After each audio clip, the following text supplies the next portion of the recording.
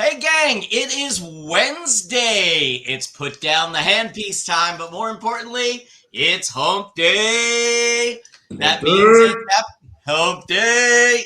I liked when we used to do that. Unfortunately, I don't think the Geico people liked it that much. Why not? We need to start Why doing it not? again. I don't Okay. know. I It mean, was just free advertising for them. exactly. Anyway, that means it's happy hour with the dentist in the know. This is your backstage look at current trends, politics, and education in the dental world. It is live and it's over a cocktail. And you know the routine. It's the three of us as usual. To my left, Dr. Jennifer Bell. You know her as JB. To my right, Dr. Chad Duplantis. We're all practicing dentists, we're all educators, and we're all business owners. Our job is to bring all of you in the know. So lots going on, guys. We've got an incredible show for you tonight. We have a true icon. Honestly, I'm a little starstruck here, but a real true icon in dentistry. She's been a big part of my career. You just couldn't have a conversation about the business of dentistry without the name Linda Miles coming up. So I'm really excited that we're going to have a chance to talk to Linda. But first, as always, JB, I'm sure you have some news we all can use. Well, I don't know if you can use it, but I'm going to share it. So let's talk about some different types of news. I'm going to start with I won't call it sad, but the interesting stuff first that I'm obviously now notorious for. No death stories today, so that's a plus. The first one was a story that came out earlier this week about a dentist who's now been charged with treating patients during a lockdown. This came out of New Zealand, I believe, somewhere around New Zealand, Australia area. And he's now being charged with seeing patients during COVID. He states that he was seeing them under emergency situations where teeth were being removed and implants were being placed. They've been under lockdown for an extremely long period of time. So I think it'll be interesting to watch how this case unfolds. And we see, U.S. really pushed hard for dentists to become essential business pretty quickly. So in most states, that lockdown period was pretty short. And even during that period, a good number of us were still seeing emergency care. But in this particular scenario, I think the lockdown was much longer and the restrictions were much tighter. So it'll be interesting to see what the public health interest piece of this will come out, even though he may have been in violation of some protocols or recommendations during that time. And if it's anything like the U.S., a good number of them were not actual laws. They were just recommendations and best advice or best business practices at the time. So we'll watch this case, kind of see how it comes out, because it'll be an interesting benchmark, I think, for future cases on how we treat public health issues during major crisis. The other interesting story that came out this week was a woman out of Colorado who has been posing as a hygienist, quote, for years, about 5 to 6 years, has worked in 10 or so different offices. And so, she was coming in with documentation to verify that she was a hygienist. So all I'm bringing this story up is to remind us about background checks and doing your reference checks and, normal routine business practices to make sure the folks we're bringing in our office are credentialed and are who they say they are. Because this lady had convincingly worked in numerous offices over a 6-year period operating as a dental hygienist. Let's go to a little bit of government news now, because we like to do that. And I want to tell you, for the first time in a couple weeks now, I logged onto the ADA website and they have updated news. So it looks like maybe they're getting back to their normal practices and that, they had the cyber attack, but it appears that maybe they're bouncing back and getting their house in order. So that's always really good to see. That operationally they're putting content back out again and staying engaged. A couple interesting things have come up this week in particular. Number one, it looks like the temporary standard for OSHA for the pandemic emergency temporary standard that they had out for COVID-19 has moved to potential review for clarification and to be made a permanent standard. So there is some suspicion that this will become more permanent in the upcoming months. I think it's in the last final stages of that process. So as we hear more, I'll keep you posted and what that may mean. We talked last week also about aerosol management, and there's other organizations within the government looking at imposing aerosol management standards as well, how all of those will play into the COVID-19 currently emergency temporary standard will be interesting to sort of watch play out. The FDA also this week issued some final ruling on water fluoridation in bottled water. And you can find that information on their website as well as the HED and ADA's website. The final ruling gave a certain standard level for fluoridation within those within bottled water. Some bottled waters are using municipal water supplies, so they're going to have to check that. Others are using a non-municipal water supply, which may not be naturally fluoridated, and some sell fluoridated water as a marketed pack product, and they have to all stay under a certain level, like 0.8 milligrams per liter to 0.7, so somewhere in that range. So not too far off from the typical municipal water supply standard that we see today. And lastly, there was some additional movement within the HHS this week. They've created a new advanced research projects agency for health.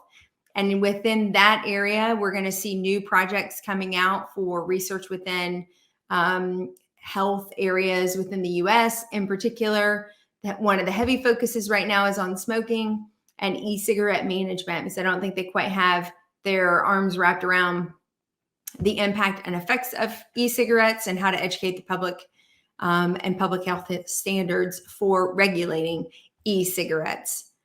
Guys, I think that is the news. She may have left right after that comment. I don't know. Please, Chad, please check in the green room to make sure Linda's still with us. She's still there. We haven't run her off yet. Oh, thank goodness. Well, just like Jeff said, I'm a bit starstruck myself. And when Alan Stern made the introduction a couple of months ago, and then I had the absolute luck and fortune of chatting with her on the phone. You know how you said when you listen to music, Jeff, it just really brightens you up. And well, after that conversation that I had with her, I was in the best mood for the rest of the day. I was like, this is a woman I absolutely cannot wait to spend time with. Linda has so many credentials that we can share in the speaking and dental education world. We're going to dive deeper into that, but just on a personal indulgence moment, I am just blessed and fortunate to have an opportunity to spend the next 30 minutes picking your brain and learning from you and growing our community. So without further ado, Linda Miles, thank you so much for joining us tonight. Oh, she gets an applause. Well, Linda, thank you again. As I said, you are just somebody whose name could not be avoided in any conversation about business. And I, for the first time, found out that you retired tonight. Like, I was still hoping that you were, helping offices and helping dentists, but because I know there's still so much for people to learn. And so for those younger dentists that are with us and those that may not be familiar with your work, why don't you tell us about your career in dentistry and what you've done over the years and the business that you developed and how you've helped literally thousands and thousands of dentists. Well, thank you, Jeff. And thank you, Chad and JB, for inviting me. First of all, I started my career at age 17 before any of you were born, 1961. I was $1 an hour dental receptionist and dental assistant. Back then, the dentist didn't really work with assistants. I just kind of went from room to room, setting up and answering the phone. That was my job. And I had been dating my high school sweetheart 4 years in high school. And, in Southern West Virginia, if you don't grab a guy in the 9th grade, you're going to the prom stag. So there were lots more girls than boys. So that was my start in dentistry. And I was honest and upfront. I told the doctor I would probably not be there very long. He said, just get me through the summer. And I appreciate your honesty. So I was only there 4 months, but it was an amazing transformation. I knew I wanted to go into business, and I knew there was no money for college education because I was the third of 4 children, and there just wasn't a lot of money. But I didn't really like academics. I didn't like studying. I wanted to set the world on fire, and I didn't know how, but I was going to. So that was my first step in dentistry. Then my last actual active job in dentistry, I was an endodontic assistant for 2 years in Miami and 2 years in Richmond, Virginia. And a new dentist was opening his practice, and he was looking for someone to be his one and only employee because he was a startup. And I was about 33 at the time. And he said, you can pick the job you like when we hire the second person in a few months. And I said, well, I can do both, but I love watching the dentist do the dentistry. Well, because I was an endo assistant, I cone cut every x-ray, every bite wing. So he said I had the personality to run his practice. And I looked at this young doctor and said, well, doctor, I think it takes more than personality to run this dental practice, but you'll teach me the business side. He looked at me and he said, they don't teach this in dental school. I haven't a clue. And I said, well, one of us better leave this office and start going to some conferences and learn how this is done. So back in the 70s, I started going to 4 dental conferences every year with my dental assistant friends. And that was Hinman, the DC meeting, the Virginia State meeting, and usually North Carolina. It was in Myrtle Beach. So I had to really develop little rinky-dink systems because there were no computers back then.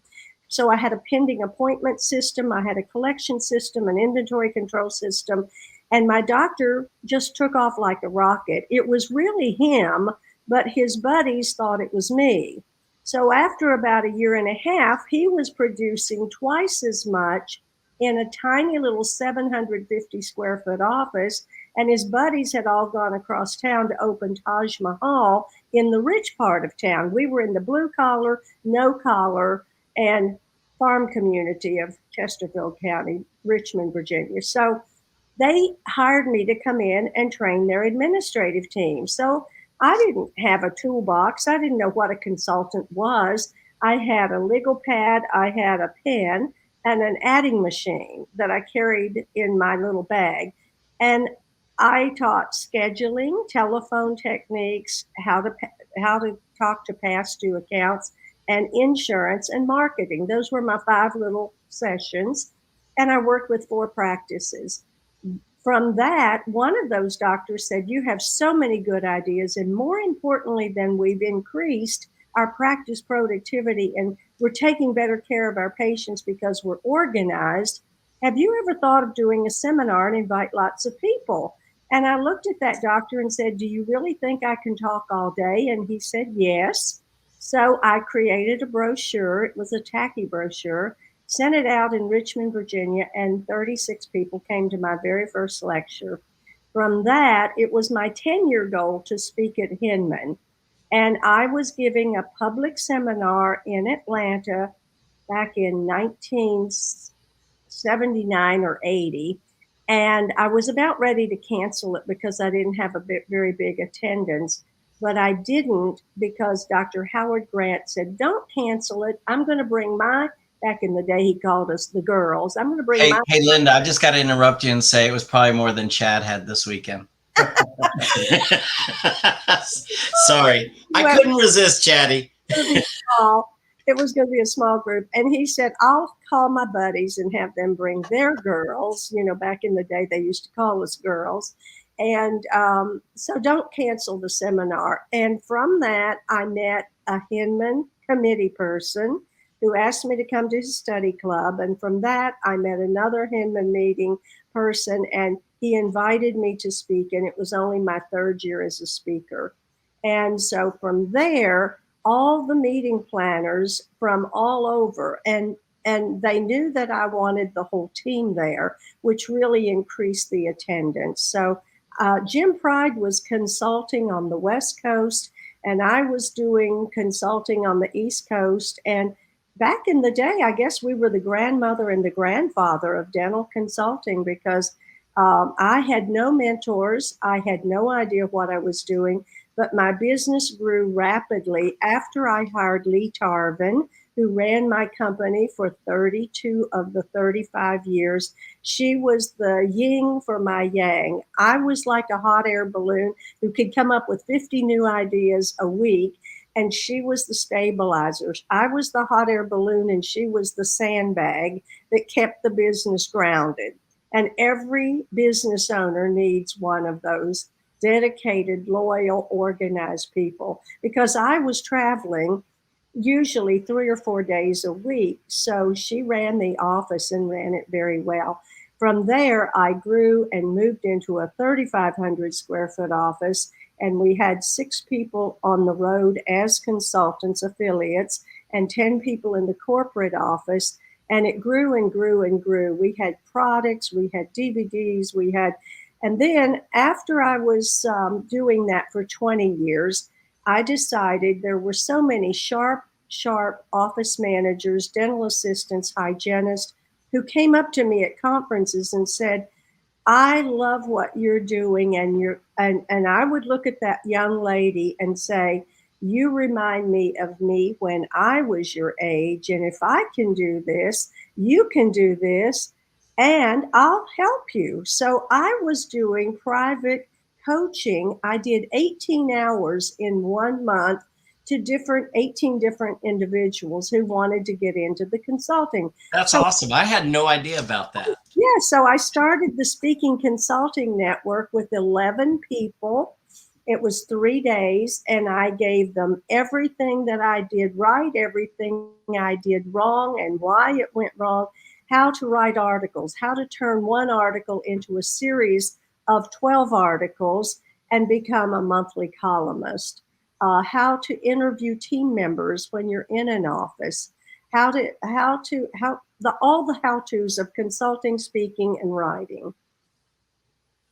And then I sold both companies. I sold the consulting business in 2007. I sold the Speaking Consulting Network in 2010. And now at the ripe age of 79 in August, I think I'm 59, but anyway, I still love dentistry. I still love the people in dentistry. And I do miss the lectures. I don't miss the travel. Does that make sense? Absolutely. And I miss my clients, because I had some absolutely fantastic. I think I was privileged to work with the top 20%. That's just awesome. And 79 in August. Wow. You don't look a day over 60. There you go. I mean, I'm telling you, you look fantastic. My daughter's going to be 59 in December, so I can no longer lie about my age. My kids are catching up with me.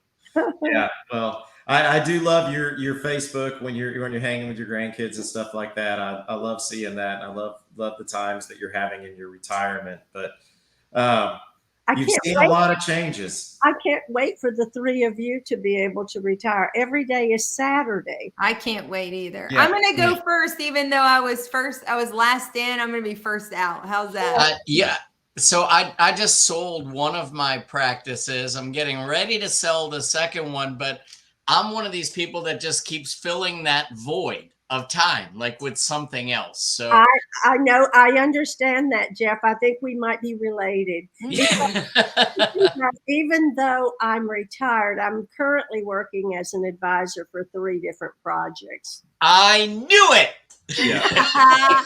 But I'm not consulting and I'm not lecturing. Some people cannot really retire, even though they say it. And remember this phrase always: to rest is to rust, and I will never get rusty. Linda, I thought you brought up a really interesting point about education. And even though I know maybe you're a little bit removed from that, you're probably still fairly well connected in what's happening in the dental education world.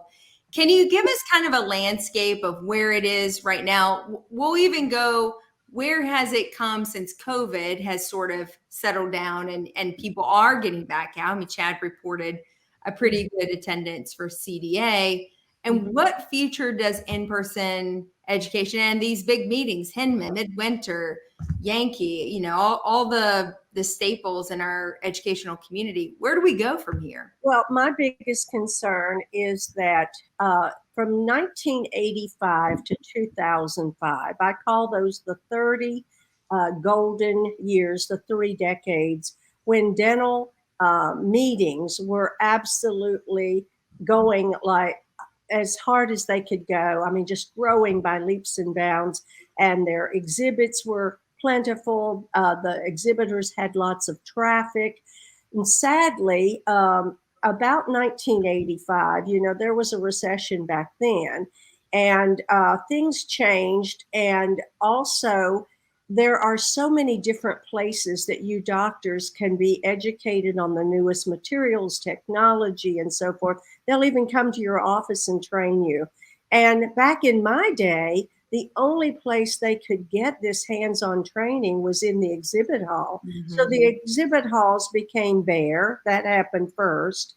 And it was more like the dental team members were the only people coming through, not the decision makers. So that was a huge change about 1985. And then my biggest concern now is that younger dentists, those that have graduated in the last 5 to 10 years, are not as interested in joining the ADA, the AGD, the different, there must be 100 different dental groups that they could be part of. And as you said, Jeff, you get your batteries charged when you are around like-minded people at these conferences. So the saddest part for me is, how do we get these younger dentists to realize the socializing with their colleagues, the learning in a live, you know, online is okay, but there's nothing like in person. I mean, I love Michael Bublé, and I've been to see him in concert 3 or 4 times, and I still buy or listen to him on Pandora, but it's not the same as being there. Yeah, And that's a really great point. I love that. Yeah. And listening to Rush is one thing. Being at Rush is a different experience altogether. Absolutely. It's live, and it's like you feel like you saw them, you know them. And then there's the socializing with your colleagues in a non-working environment after the meeting, going to dinner. You learn so much at those dinner tables. You can talk to people in an elevator and learn something in 4 minutes. That's what we say we are. We're the happy hour after the course is over. You know, and like sharing and community, and like it's raw and real, and we're pretty open about the good, the bad, the ugly, you know, that's happening on a daily basis. And then we get the even more fortunate situation. We're in this booth together, and then all of a sudden this brilliant mind of a guest shows up and sheds even more light. It's such a unique space in which we can be in community with each other for a short period of time, but it still doesn't replace when the 3 of us are all together and what happens during that time. So that's right. What have, I know you've seen a lot of changes. You just alluded to some of them, but as far as the young dentists are concerned, I'd love to hear from your perspective what you see as perhaps their biggest challenge, or the challenges that they face, because there's, in my opinion, there's a lot of them, you know. There's so many things that they have to learn that they didn't learn in dental school, like HR and like risk management. And there's so many specialties in practice management now that wasn't there back in the day. And coming out of school with heavy, heavy duty debt, that's their number one challenge. And then finding a practice environment with the culture they want to develop. And, years ago, you didn't hear the word corporate dentistry much, and now it's a huge part of our profession.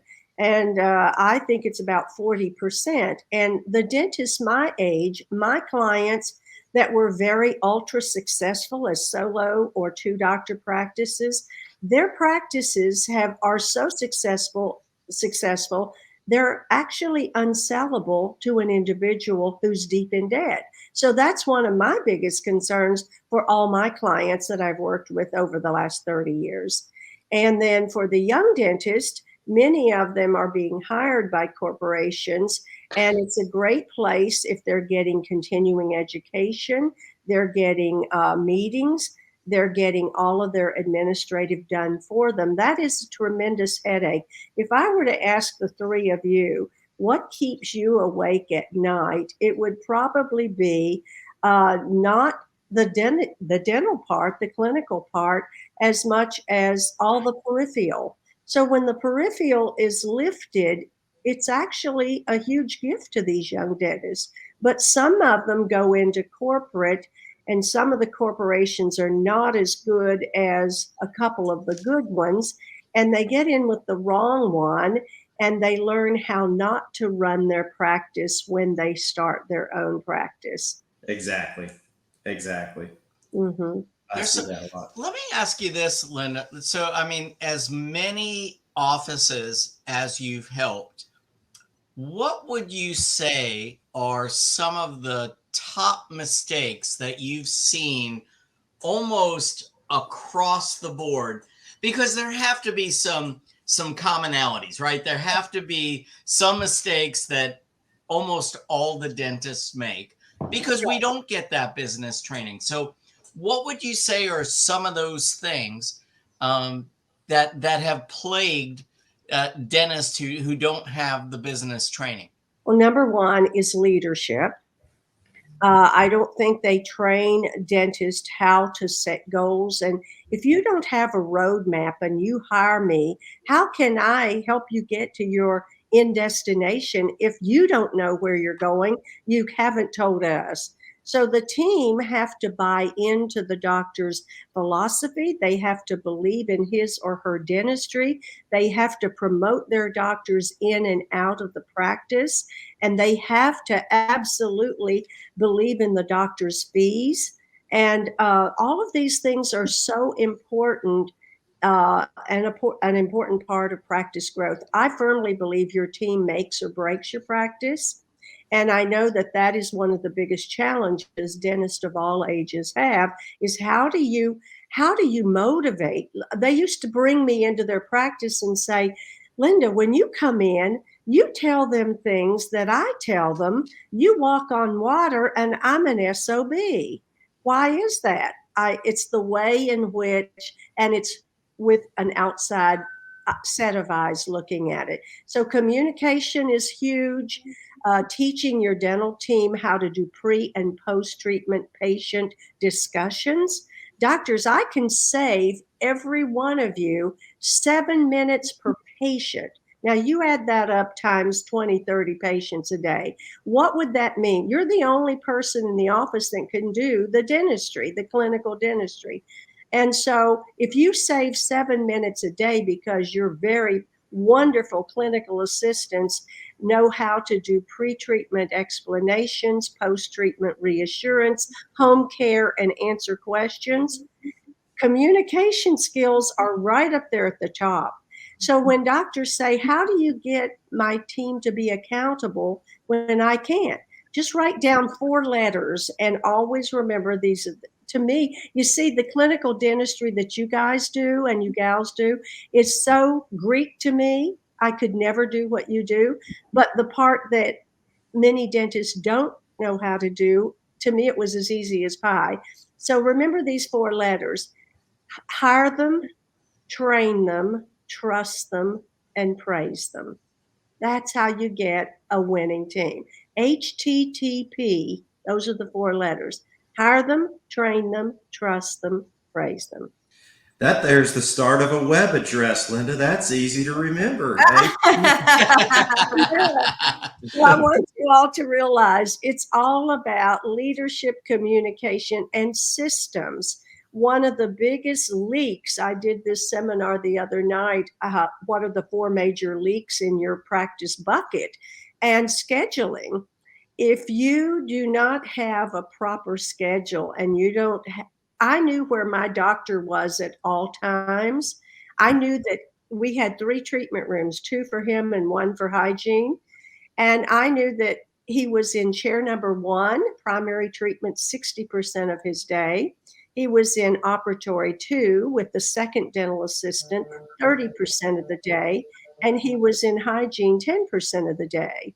So when the doctor wasn't doing small operatives in chair 2, I scheduled our adult new patients. So our second dental assistant was our new patient coordinator. And when the doctor walked in to meet a new patient, it was 30 minutes had already been established and notes had been taken, and the patient was ready. It wasn't like you run in on a hygiene visit and try to establish a relationship with a new patient. You can't do that on hygiene. So we saw 3 or 4 adult new patients a day in our second dental assistant's chair. And out of that hour that they were there, the dental assistant did all she charted existing restoration. She went over the health history, updated and alerted the doctor to anything that he needed to know. She did the x-rays. She did the photographs. When that doctor walked in for 15 minutes, CME, complete mouth exam, that patient was already sold because the assistant was doing a lot of talking because she had been trained to do it. So I'm so taken back. First of all, I want to bring you, I know you don't want to do this anymore, but I want to bring you on the road with me. Because oh my God. So much. You're not listening, Jeff. Yeah. You're not listening. I'm not listening Every at all. day is Saturday, and you're committed to travel. But we're lecturing on Saturday.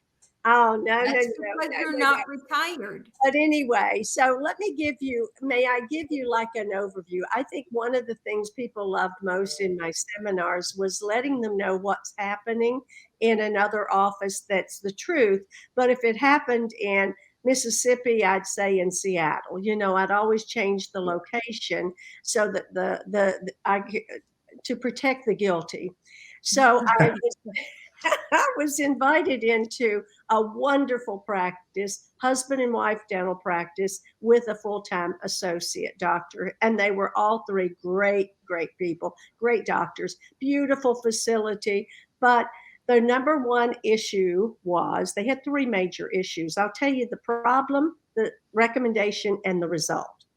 So the first problem was they had 3 administrative team members. They had 1 poor lady checking in and checking out for 3 hygienists and 3 doctors. She looked like Lucille Ball in the Chocolate Factory. To take care of the patients. Yeah. We had the lady in the back behind a glass wall, and she was called the insurance coordinator. So every now and then she would stand up like this to look out to see how busy the poor woman at the desk was. I called her the turtle because she was like a turtle coming out of her shell. And then we had this really lovely young lady with a headset on looking out into the parking lot, and her job was reactivating floating recalls. I said, oh my gosh, we need frontline people. We need all 3 of you up front, and each of you will have a half a day a week to go in the back room and do whatever needs to be done back there. But we need patient care. So we had a check-in, we had a check-in out. We had 2 people checking out and 1 person greeting. So it worked beautifully well. And the second big problem there is the female doctor realized that the 3 hygienists didn't like to be kept waiting for a patient check. And the 2 male doctors were smart enough to know that if they waited long enough, the female doctor would go check. because the patient was waiting and the hygienists were getting irritated. So she was doing the majority of all the exams, which was unfair to her productivity.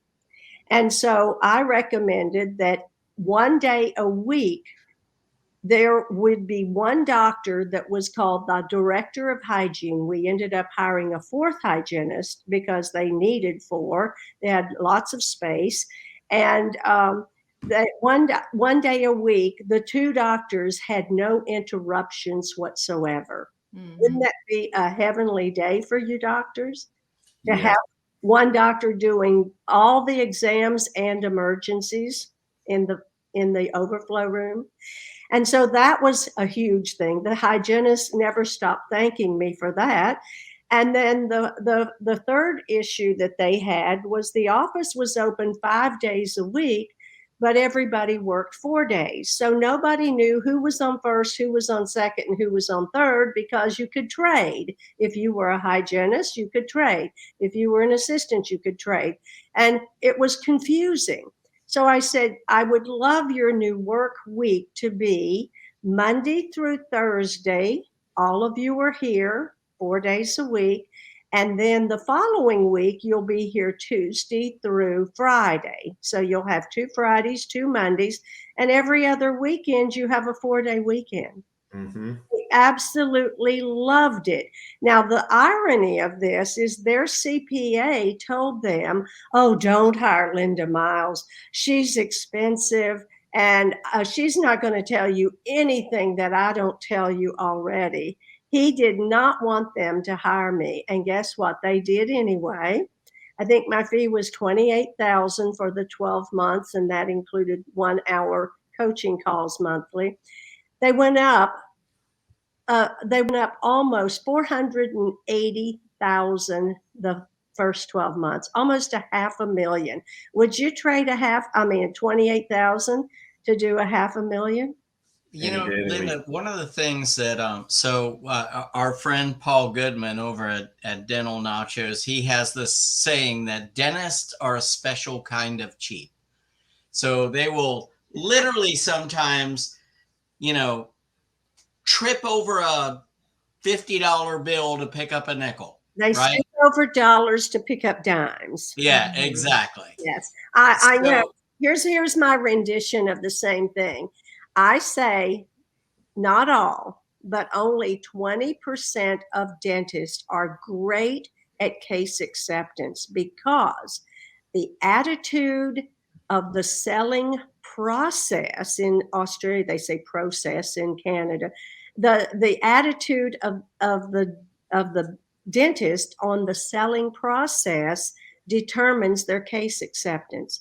So if you are a great customer when you go to buy something, I can assure you your case acceptance doubles. But if you are a tire kicker and you give sales reps a hard time and you take delight in avoiding them and throwing them out of your office, your case acceptance is half what it will be. It's a mindset. Yeah. It really is. And I see that so much, even in investing in, and it's not just in consulting, which, by the way, I think there's probably no better return on investment. Let's say that the practice only went up the 20, like there's no such thing as a practice that isn't going to go up at least what you've charged them, right? 7 to 10 times was my guarantee. Right. So let's say they only went up as much as you charge them, but their office runs more smoothly. Mm-hmm. There's less stress. Your team is happier. You're happier. I just don't see how people don't get that. I can't tell you how much of a great investment having an on-site consultant is. And sadly, a lot of dentists think they can't afford it, as you said, Jeff, and yet it's the greatest relief of stress. And I've been in over 800 practices over the years. I've never seen 2 that I recommended the exact same thing. There's base. Ooh, There's basics. Was that Peaches? Those features. He has a pet No, pig. that's Marilyn. Sure, a dog had come into my condo. I wasn't. No, I'm sorry. She never barked, so something had to happen. Oh, she saw something. But anyway, what were we saying? Well, I want to ask you about, so I've had consultants before, and so I want to clarify something in the consulting world. There's consultants that are very financially driven, like they're bringing all the metrics in and they're trying to manage every dollar that's kind of moving around in the practice. And then there's consultants like yourself that are obviously looking at the financial, but it's a personnel and operations and systems overhaul. Can you talk about the two? Like if I'm a young dentist or a general dentist and I'm thinking I need help and I don't know what kind of consultant I need, can you speak a little bit to how you find the right match? Well, when I was consulting, there were no analytical systems, no metric systems. They've come on the market probably in the last, well, maybe they were around, but back in the day, we had a client monitor, and every month they filled that out from their software. It was simple, A, B, C, D, 12 different things. And I like the metrics, the analytics. I love all of them.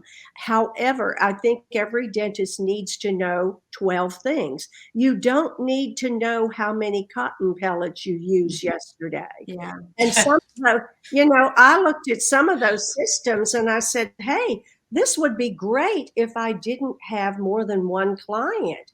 There's no way I could possibly. So I'm overwhelmed with numbers, a lot of numbers. I like A, B, C, D, 1, 2, 3, 4.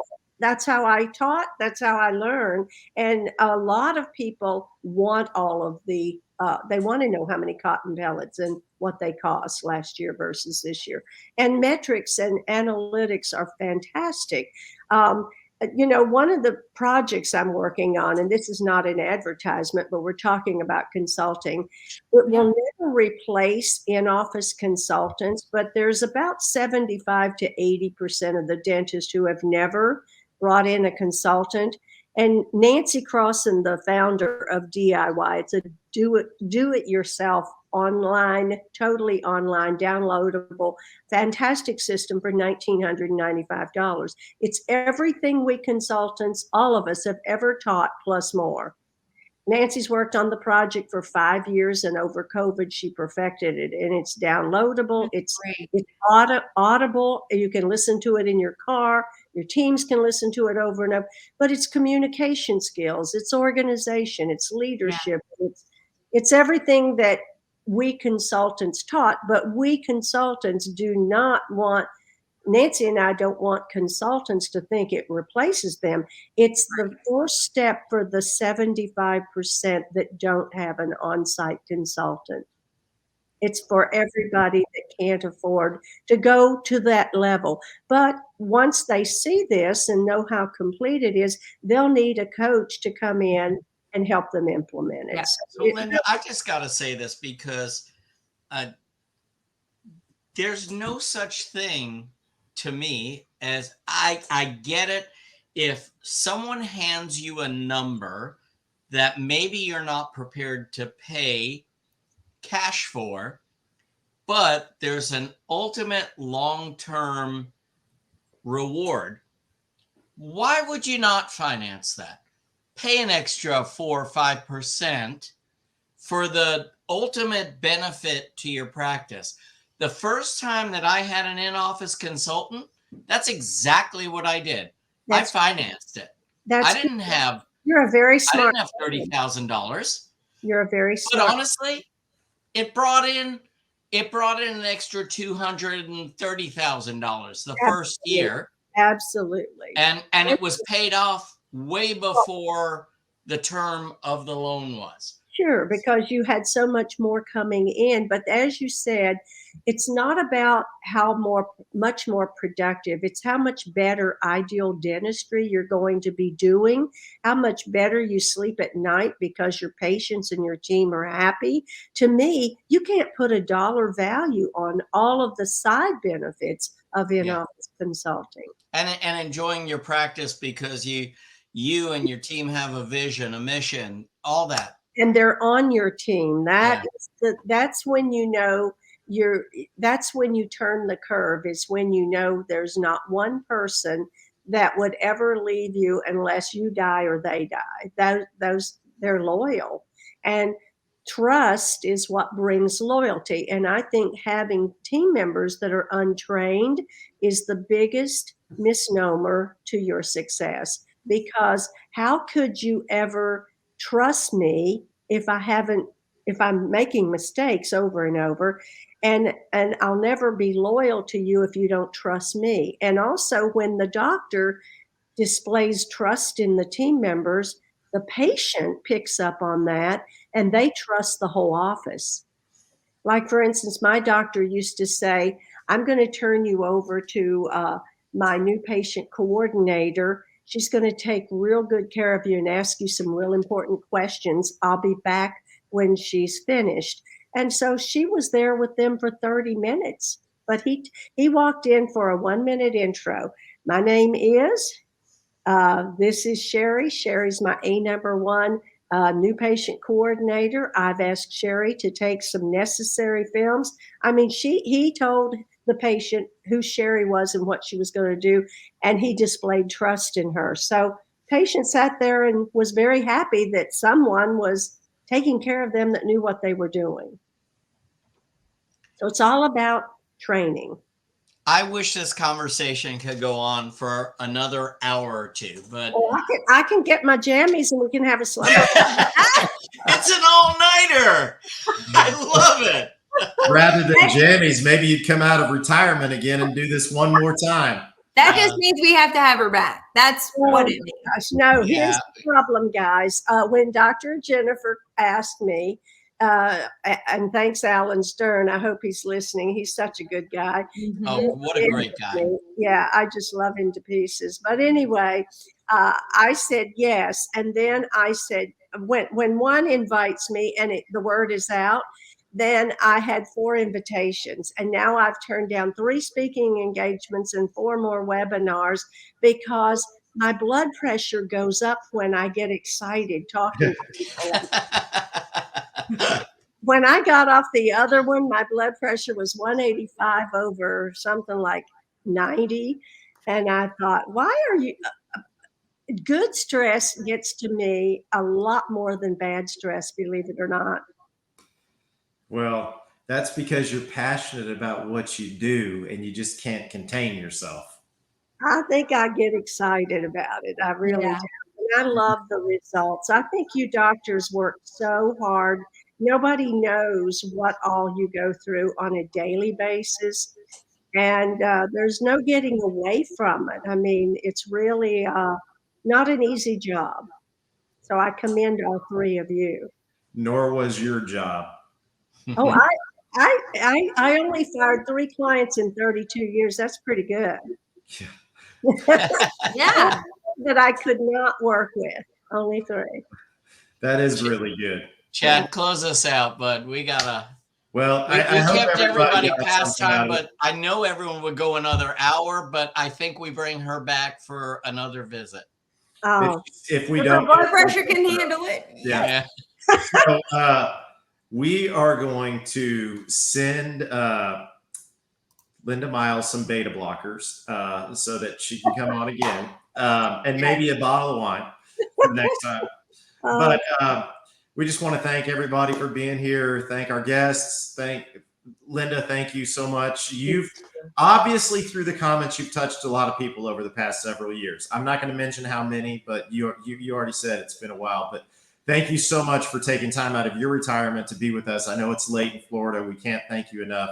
Thanks to all of our guests. Thanks to JB for the news. And thanks to my 2 best friends for just hanging out with me this evening. And It was fun. Thank you.